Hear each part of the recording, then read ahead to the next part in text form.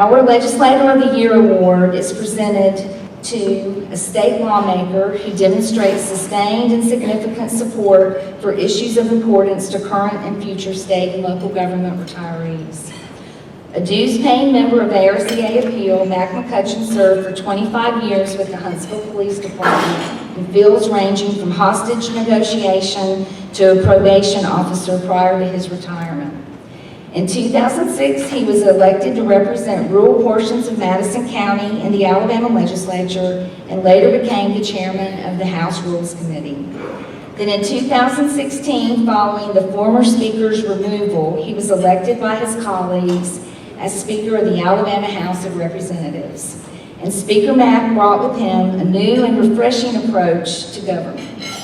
Rather than picking the winners and losers among the bills that were introduced like so many speakers before him have done, he repeated the phrase, and a lot of people in this room know what it's going to be, and that is, let the process work. It was like a mantra, and he allowed legislation to pass or fail based on its merits and not upon his own whims. Throughout his time in the House, Mack has been a true friend and a powerful ally to ARSEA-APEAL. He sponsored bonus bills and he supported many other measures that protected and improved our retirement benefits. His door always remained open, and instead of just pledging his support for bills that we discussed, he became an active participant in proposing new ideas and suggesting improvements. After a frank conversation a few years ago about the future of retiree bonuses, he suggested that we develop a new process. And his exact words were, we need something with a trigger, so the legislature can fund increases when indicators allow, rather than just once every so often. He also strongly supported the legislation that created the Retired State Employees and Teachers Trust Funds as additional funding sources. Last June, Mack announced that he would not seek re-election. It stunned many around Montgomery because it's not often that someone voluntarily steps down at the height of their power and influence. They have a word for public servants like that, and they're called statesmen. And they leave behind legacies that others would do well to follow and emulate. As much as we hate to see him leave Montgomery, we know that he will be much happier at home, on his farm, with his cows, at his church, and most of all, spending more time with his beloved wife, Miss Debbie. While words on this award say Legislator of the Year, tonight, we're truly recognizing a lifetime of public service and one of the best friends that ARSEA-APEAL has ever known. So please join me now in showing our thanks to the Alabama Speaker of the House, McCutcheon.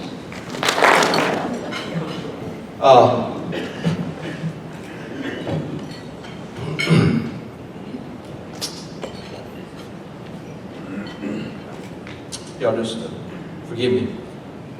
My heart's touched. It's the best tribute that's ever been given to me.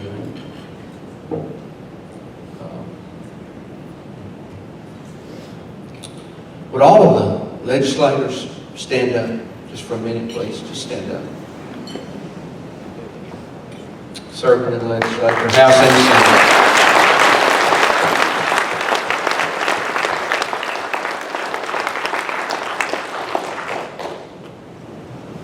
I love these individuals. I see them in the trenches, and we get all kinds of news reports about politicians and people that, are out for their own selfish motives. And I can't say that 100% of the legislature, that wouldn't fit in that category, but I can say that by far, the large majority and percentage are there for the right reasons. And that's to try to help our state. I tell legislators two things. I said, remember that you've been given an opportunity to be a servant of the people. Never forget that. And the other thing I say to them, I said, don't forget where you come from. Do not forget where you come from. I think that's why my heart is so touched and near to you, as state employees, retired state employees, because I am one of you. As we move forward in the legislative process, as we move forward, I would hope that you continue to lead, and I'm speaking to the legislators now, continue to lead. Let's not forget where we come from, and let's take care of our state employees. Make sure that they're at the table when legislation comes up, and we need to take care of them. Because in many ways, the quality of life that people experience here in Alabama is a direct result of what you've done for this state. And I believe that. I want to say tonight, too, a special thanks to the real Speaker of the House, and that's my wife, Debbie. Baby, stand up.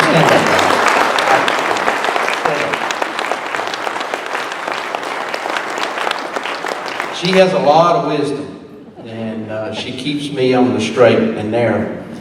When I first got elected to the speakership, of course, we were in session and we went to work, took the oath, and then went to work. And it was a few days before I got back home.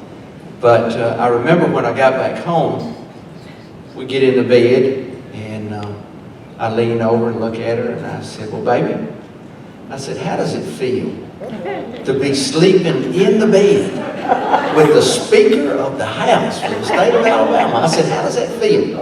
And I'm sure my chest was puffed out a little bit, you know. She leans up, points that finger at me, and she said, "Well, let me tell you one thing, big boy." And that's the way she said it, had that little finger. And she said, "Let me tell you one thing, big boy." And she said, "I am the Speaker of this House. And don't you ever forget it."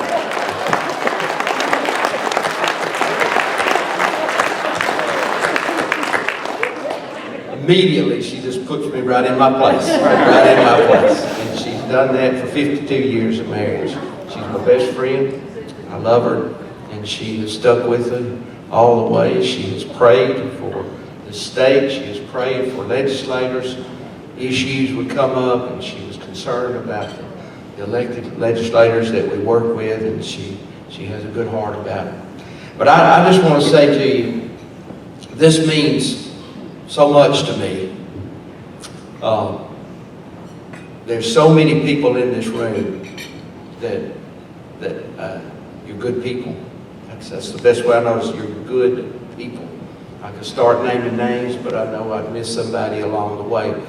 But there's some good people in here that has impacted my life, and I will never forget it. I tell people all the time, a couple of years from now, they're going to say, "You remember that speaker, that guy that was here? I can't remember that guy's name, but do you remember that guy?" In a couple of years, they're going to forget who I am. But I'm going to tell you this. I said, as I have served you, I will never forget you, because you're the backbone of making this state and the quality of life that people have here. And you remember that. You remember that, because that's important. But I'm going to sit down now. But thank you. Thank you very much.